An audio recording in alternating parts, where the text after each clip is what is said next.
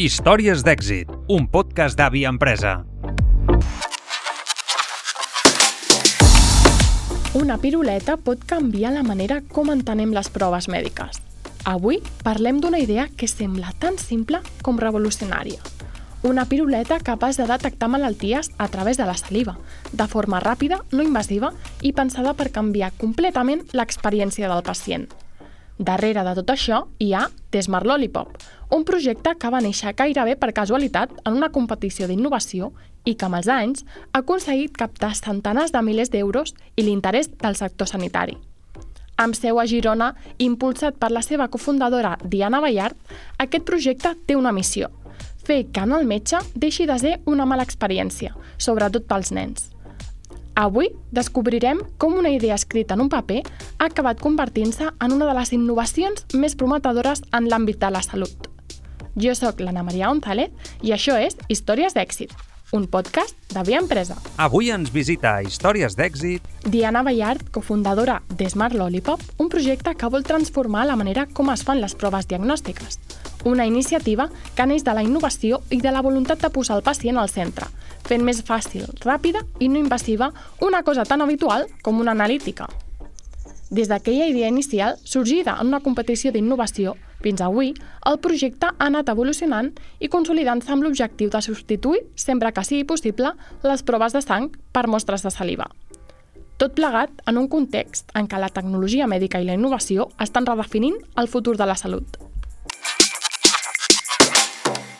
Històries d'èxit, un podcast d'Avi Empresa.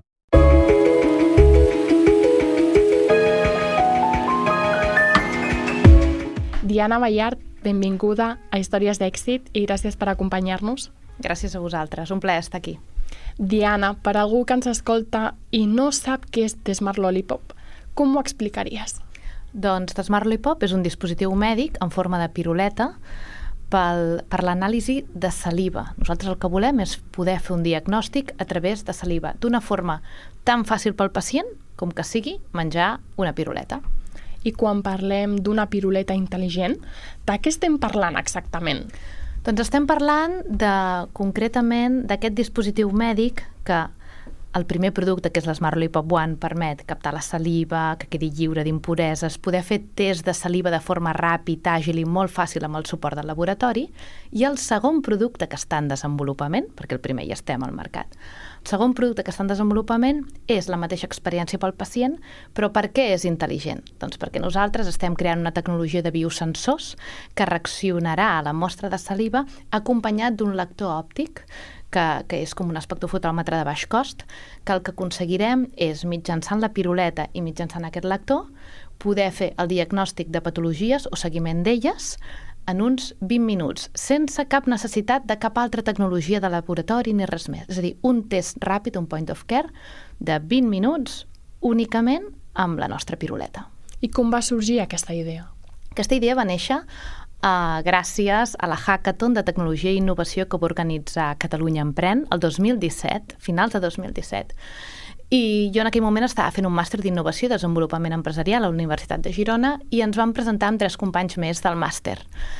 Sabíem que era una hackathon multitudinària, que ens llançarien un repte i que a través de Design Thinking hauríem de desenvolupar la idea. I ens van llançar el repte de salut, com podria haver estat un altre repte, però ens va tocar aquest, que era com diagnosticar malalties tropicals a països subdesenvolupats a través de Big Data. Aleshores, seguint Design Thinking, concretament el mètode Lombard d'Imaging Creativity Center, que eren els que guiaven tota aquesta hackathon, va néixer una idea semblant a lo que és avui l'Smart Lollipop, és a dir, com l'essència, no la tecnologia, però sí l'essència, de que poguessin captar saliva amb una piruleta. Vam presentar la idea i vam ser els guanyadors d'aquesta competició. I per què apostar per la saliva en lloc de la sang, per exemple?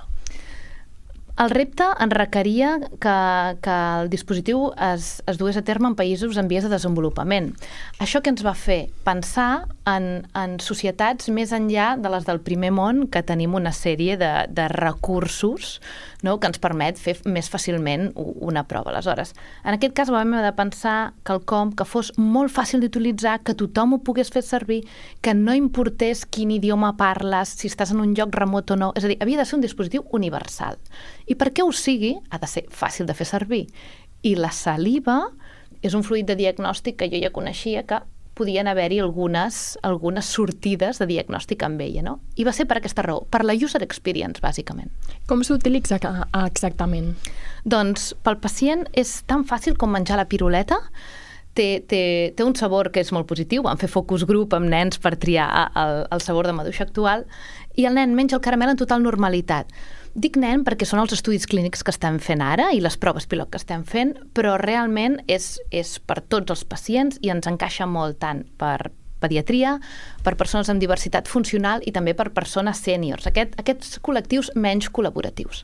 Aleshores, mengen el caramel i nosaltres, a través d'uns canals microfluídics, captem la saliva.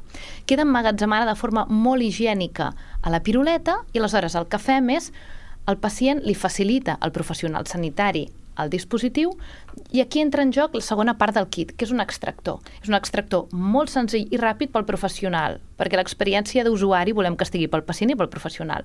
Aleshores, aquest col·loca la piruleta dintre de l'extractor i amb un fàcil clic fa que la saliva quedi en un contenidor que després es portarà a la maquinària de laboratori que encaixa exactament i que queda neta d'impureses, és a dir, perfecta per ser analitzada. I aquest és el primer producte que ara hi estem als hospitals.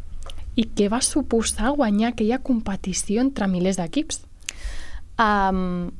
Realment, per mi va ser un canvi a la meva vida, perquè jo vaig decidir, a través d'aquest premi, estirar el màxim d'oportunitats que se'm posaven al davant. El primer de tot va ser que al guanyar nosaltres vam anar a l'Imagine Express, que és un programa d'innovació liderat per Imagine Creativity Center, que durant diversos dies fas un viatge a Barcelona, París, Londres, millores el teu projecte i els projectes seleccionats d'aquesta acceleració presenten el 4 Years From Now. Això era 4 Years From Now del 2018. Nosaltres vam acabar presentant i aquí va haver-hi un boom de comunicació enorme al sortir allà a presentar, quan encara érem una idea, però que això ens va fer validar el projecte d'una forma express, i mai millor dit, perquè van començar a aparèixer molta premsa, uns investigadors de la Universitat de Girona han desarrollado, no havíem desenvolupat encara, però és el que volíem fer, no? Aleshores, això va ser ostres, pares i mares escrivint-me, on ho puc anar a buscar pel meu fill? Va ser, això interessa a la societat, no? Hi ha un impacte. A través d'aquí vaig decidir començar a tirar endavant, els meus companys de màster van seguir els seus camins professionals i jo, a través de l'Smart Lollipop, vaig rebre una beca per anar a l'Imagine Silicon Valley, vaig començar a pensar quins són els socis ideals que necessito, que complementen el meu perfil. Vaig posar a buscar-los, és a dir, vaig fer aquest procés i tot arran d'haver guanyat i haver fet aquella acceleració que em va fer néixer algun mi que deia no sé com acabarà això, però jo ho he d'anar a provar fins al final. Fins a dia d'avui, que ja esteu a diversos hospitals, a quins hospitals esteu? Doncs mira, a l'hospital de referència amb qui treballem més, Hospital Sant Joan de Déu, perquè entenen completament la cultura de la nostra empresa i el propòsit que tenim amb l'Smart Lollipop, per la seva filosofia de com cuidar el pacient pediàtric. També treballem amb l'Hospital Trueta i Santa Caterina de Girona. Recentment també estem treballant a l'Hospital Mutuà Terrassa, també fa uns anys vam treballar amb l'Hospital Universitari de Reus i amb alguns laboratoris privats. És a dir, a poc van sorgint col·laboracions i ara que estem amb les proves pilot, encara més. És a dir, molt agraïts a tothom que diu jo vull provar aquest dispositiu. Com es construeix un producte que combina tecnologia alimentària, biosensors, electrònica? Déu-n'hi-do. Sent molt lean, a què em refereixo a lean? A prova i error el més ràpid possible. Nosaltres aprenem a mesura de fer experiments i les coses que surten malament ens estan acostant cap al no. A què em refereixo? A molta resiliència, perquè és innovació disruptiva el que estem fent. No s'ha fet mai, hi ha una inventiva darrere, gràcies a això podem estar protegits, no? Aleshores, com es tira endavant? Sent amb molta resiliència, sent molt optimistes, que crec que tot founder ho és, i amb les persones indicades, que és trobant un equip que sigui capaç de mantenir aquest ritme d'incertesa i que li vagin els reptes. I és part del gran èxit de Smart Lollipop les persones que hem seleccionat que fan que això sigui una realitat.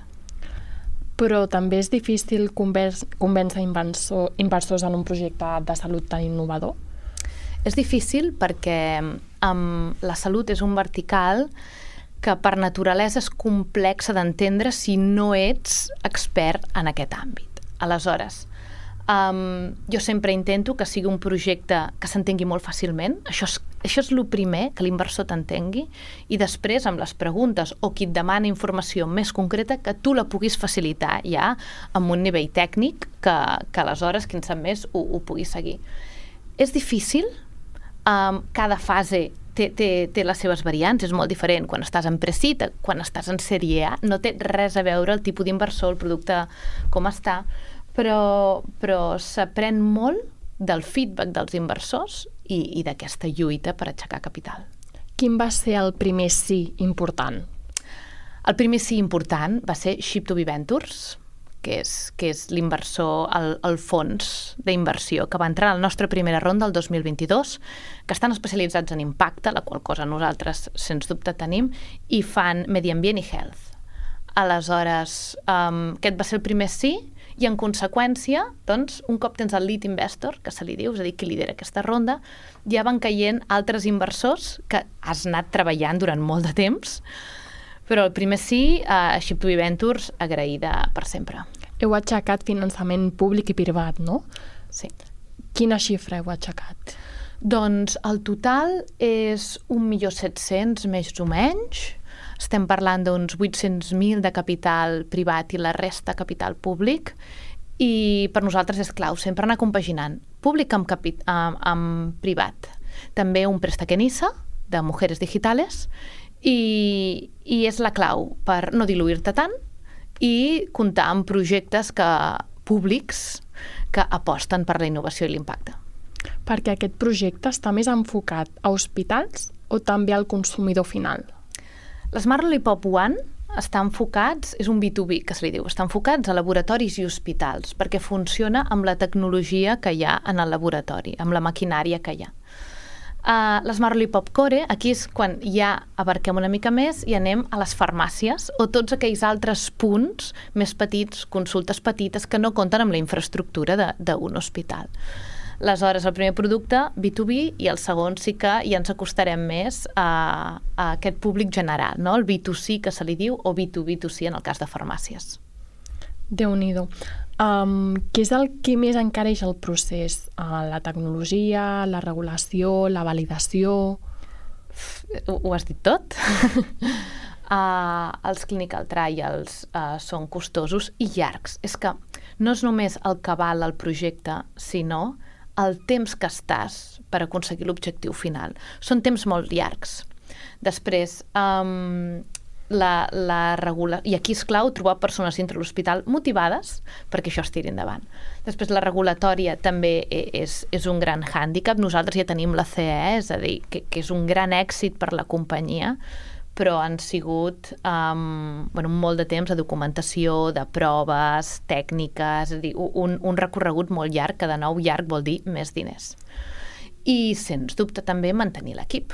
És a dir, aquests costos fixes, i més quan també necessites tenir un laboratori privat, no? És a dir, nosaltres estem al Parc de Recerca i Innovació de la UDG i són unes infraestructures que aquest tipus de projecte no pots tenir només oficina, no? Aleshores, hi ha uns costos fixes que són elevats, no? I també tot el tema de reactius, tota aquesta part de ciència, doncs que en ciència tot és car. Tot és car, però acaba valent la pena. Quant temps pot passar des de la idea fins a sortir al mercat en el vostre sector? Poden passar perfectament 10 anys. Mira, nosaltres, la idea va néixer 31 d'octubre del 2017, però la SL es va crear el novembre del 2020 i ara, el 2026, sortim al mercat. I hem estat ràpids, perquè hem aconseguit trobar primer l'Smart Lollipop One, que no és un point of care, no fa un diagnòstic per si sol, i això ens ha permès anar més ràpid. Però en salut, tant els emprenedors que comencen com els inversors han de confiar en el procés i ser conscients que serà un camí molt llarg. En quin punt es troba ara mateix l'empresa? Nosaltres ara mateix estem ja amb les proves pilot per aquesta sortida al mercat. Les proves pilot em refereixo a que primer les diferents institucions, perquè tant podem anar a hospitals com laboratoris per temes de diagnòstic o recerca, empreses que volen començar a investigar en saliva i que els hi falta un molt bon recol·lector universal, no? Aleshores, estem començant fent aquestes proves pilot perquè és la forma que ens testegen i llavors després ja passem a les comandes, no? Que ja hem tingut la primera comanda després d'uns estudis que hem fet. I ara estem en aquest punt i a nivell d'inversió estem treballant la ronda d'inversió privada, que estem aixecant 1 milió de capital, tenim un 20% de la ronda ja tancada i amb aquesta ronda l'objectiu és fer un llançament important amb l'Smart Lollipop One i continuar el desenvolupament de l'Smart Lollipop Core, també amb el creixement en equip que això suposa, no? I tot plegat. De moment esteu a Catalunya? Voleu fer una expansió estatal o...?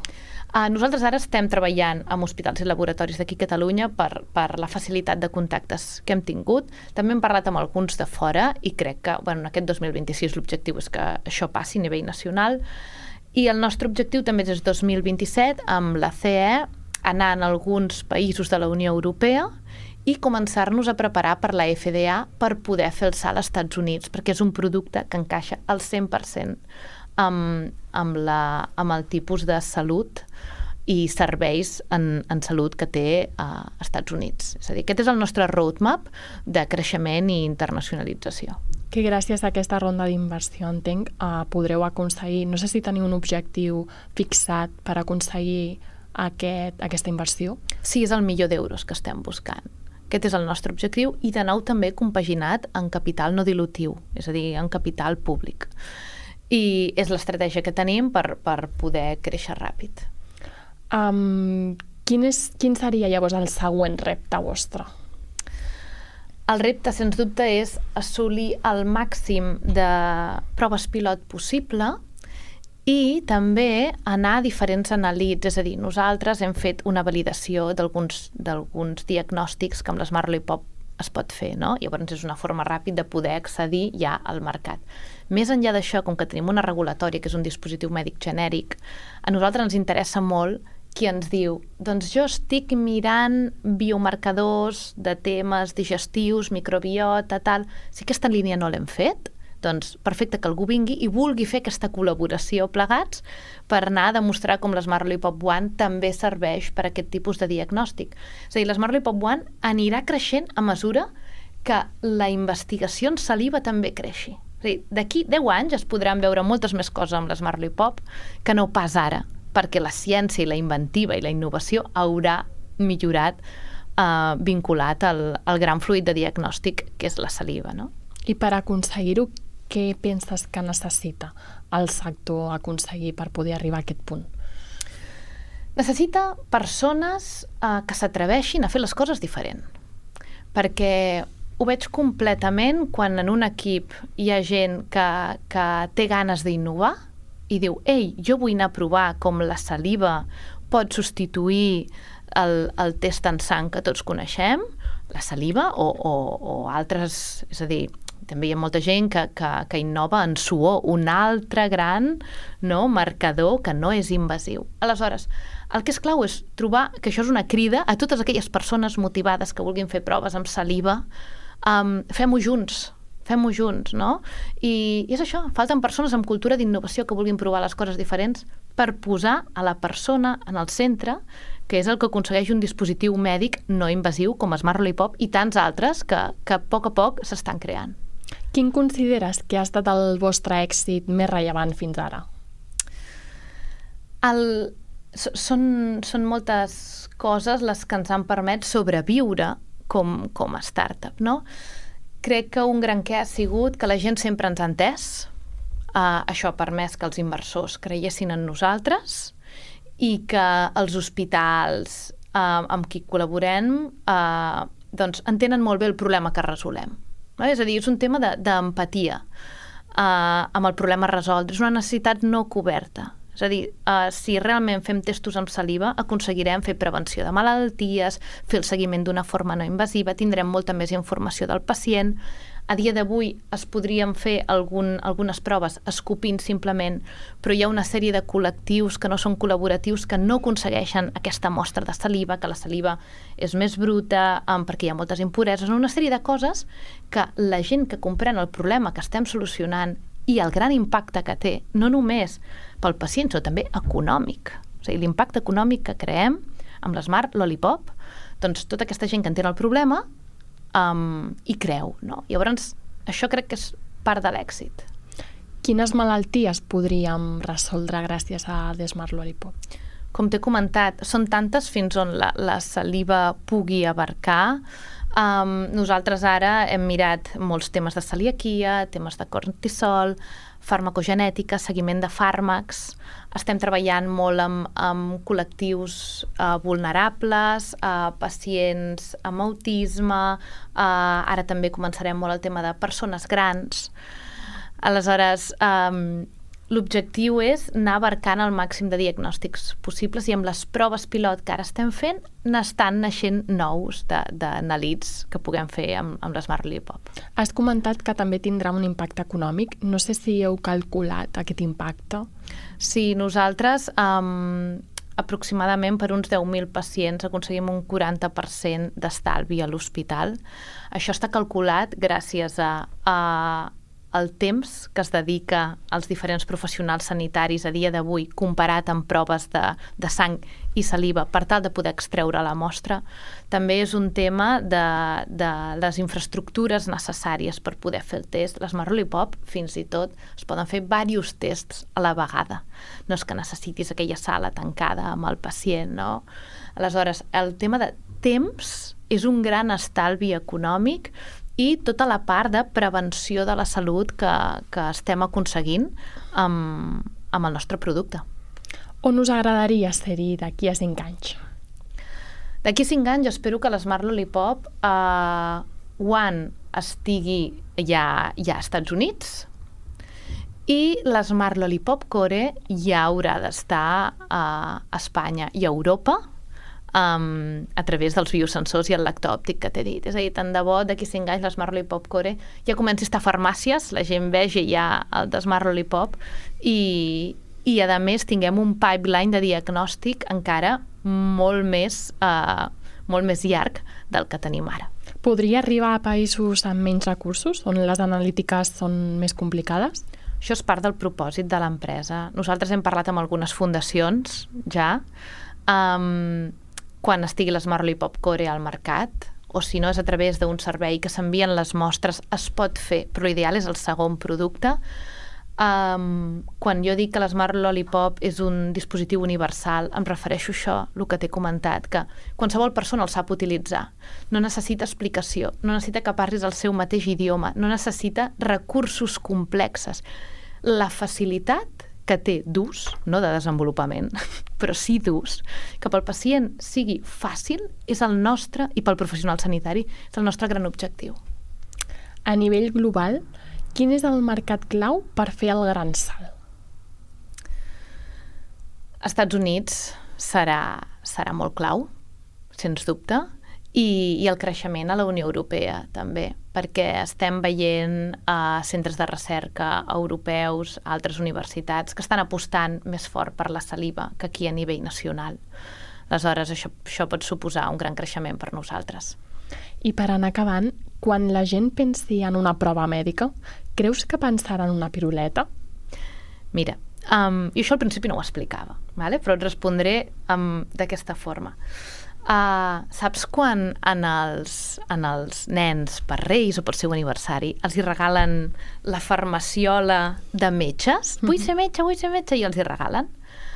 Si tot això surt bé, tal i com hi ha diferents dispositius que tots en sabem, el Fonendo, és a dir, tot el típic de metge, d'aquí uns anys hi ha d'haver-hi una piruleta, perquè hem d'estar normalitzats com a dispositiu mèdic de recollida de saliva i la prova en saliva ha d'estar normalitzada.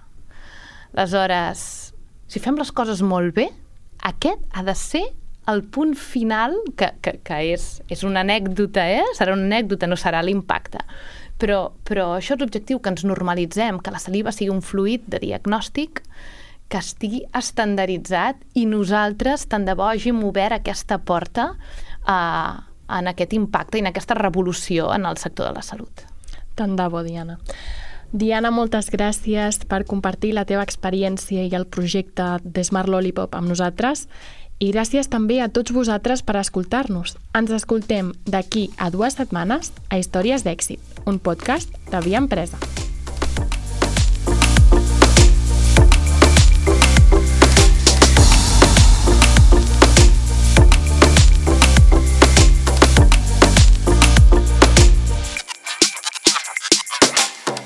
Idees que neixen petites, empreses que arriben lluny. Històries d'èxit, un podcast d'Avia Empresa.